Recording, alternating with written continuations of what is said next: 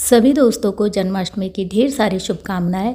तो जन्माष्टमी के शुभ अवसर पर कृष्ण भगवान को भोग लगाने के लिए मेवा पाक बनाया जाता है, जो कि खाने में काफ़ी टेस्टी होता है और झटपट बन के तैयार हो जाता है। इसे बनाने के लिए मैंने सूखे नारियल का इस्तेमाल किया है। तो यहाँ पर 150 ग्राम के लगभग सूखा नारियल है और इसी के साथ 3 से 4 इलायची के दाने हैं और 8 से 10 काली मिर्च के दाने हैं। सूखे नारियल को इस तरह से पतले पतले टुकड़ों में काट कर फिर इसे छोटे छोटे टुकड़ों में काट लेना है। आप चाहें तो इस नारियल को घिस कर भी बना सकते हैं, लेकिन मैं मिक्सी के जार में पीस कर बनाती हूँ, उससे बहुत ही आसानी से बन जाता है। जब सारे नारियल इस तरह से कट के तैयार हो जाएं तो इन्हें मिक्सी के जार में डाल देना है और इसी के साथ इसके टेस्ट को बढ़ाने के लिए 3 इलायची और 8 से 10 काली मिर्च मैंने डाल दिया है और इसे दरदरा पीस लेना है और इस मिक्सचर को घी में भूनना है। घी में भूनने से बहुत ही अच्छा टेस्ट आता है। और दूसरी बात, जब भी हम कृष्ण भगवान की भोग के लिए प्रसाद बनाते हैं तो उसे शुद्ध देसी घी में ही बनाया जाता है। तो यहाँ पर मैंने 1 चम्मच घी डाला है, बहुत सारा घी नहीं लगता इसमें।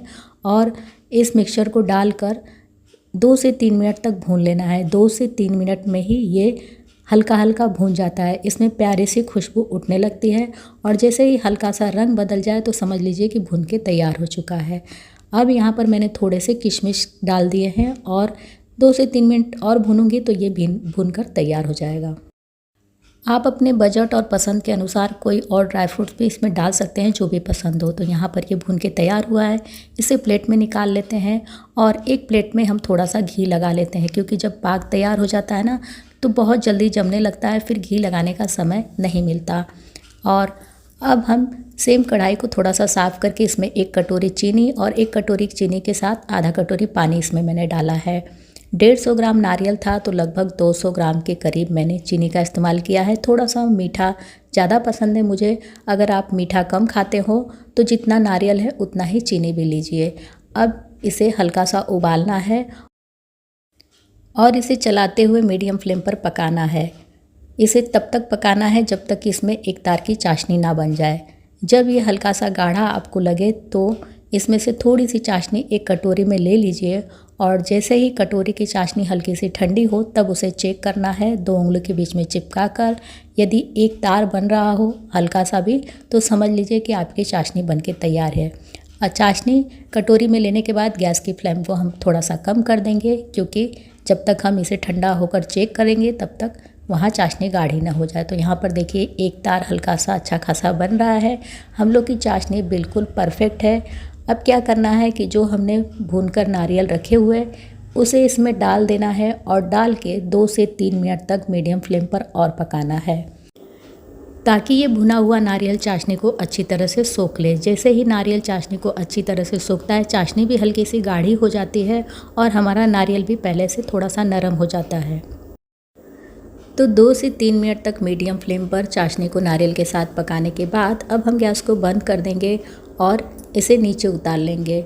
और इसमें सबसे आखिरी में मैं 1 चम्मच और घी का इस्तेमाल कर रही हूँ। इससे बहुत ही अच्छा टेस्ट आता है मेवा पाक में और जो हमारा मेवा पाक है ना थोड़ा सा चमकदार बन के तैयार होता है। तो अब इसे हम चलाते हुए ठंडा करेंगे। मुश्किल से 5 से 7 मिनट लगेंगे। 5 से 7 मिनट चलाने के बाद ये चाशनी हल्की सी ठंडी होती है और जैसे जैसे चाशनी ठंडी होती जाती है ना वैसे वैसे चाशनी गाढ़ी होती जाती है। और जब आपकी चाशनी इतनी ही जमी हो तभी इसे तुरंत प्लेट में निकाल लेंगे, वरना ये ज़्यादा गाढ़ी हो जाएगी तो आसानी से निकलेगी नहीं और बाद में फैला नहीं सकेंगे हम इसे। तो इसी तरह से सारे मिश्रण को थाली में निकालना है और निकालने के बाद इस तरह से धीरे धीरे फैला देना है।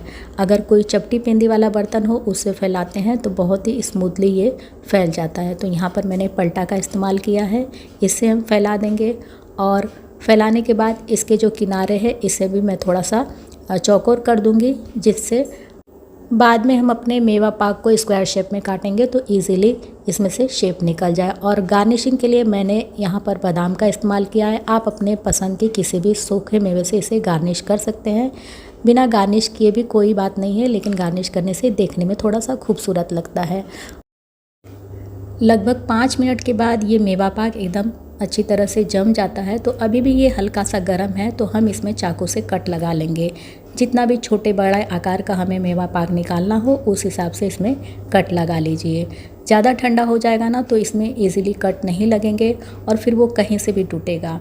तो अगर आप चाहते हैं कि आपका मेवा पाक शेप में निकले तो हल्का जब गर्म रहे ना तभी इसमें कट लगा दीजिए, और जब ये अच्छी तरह से सेट हो जाएगा तो बहुत ही ईज़िली ये इसी कट पे से आराम से स्क्वायर शेप में निकल जाएगा। जिस तरह से मैंने चाशनी को तैयार करके इस मेवा पाक को पकाया है, उस तरह से अगर आप भी मेवा पाक को पकाते हैं ना तो मुश्किल से 15 से 20 मिनट लगते हैं इसको पूरी तरह से तैयार होने में। तो यहाँ पर मैंने कट तो लगा दिया है, 10 मिनट हम इसे और रखेंगे ना तो एकदम अच्छी तरह से ये कड़ा हो जाएगा और बहुत ही आसानी से ये प्लेट में से निकलने भी लगेगा। तो यहाँ पर देखिए, और 10 मिनट रखने के बाद ही मैंने इसे निकालना शुरू कर दिया है और ये बहुत ही आसानी से थाली में से निकल भी रहा है और कितना बढ़िया बन के तैयार हुआ है आप यहाँ पे देख ही सकते हैं। जैसे हम लोग बाज़ार से मेवा पाक खरीद के लाते हैं कृष्ण भोग के लिए, बिल्कुल उस तरह से बन के तैयार हुआ है।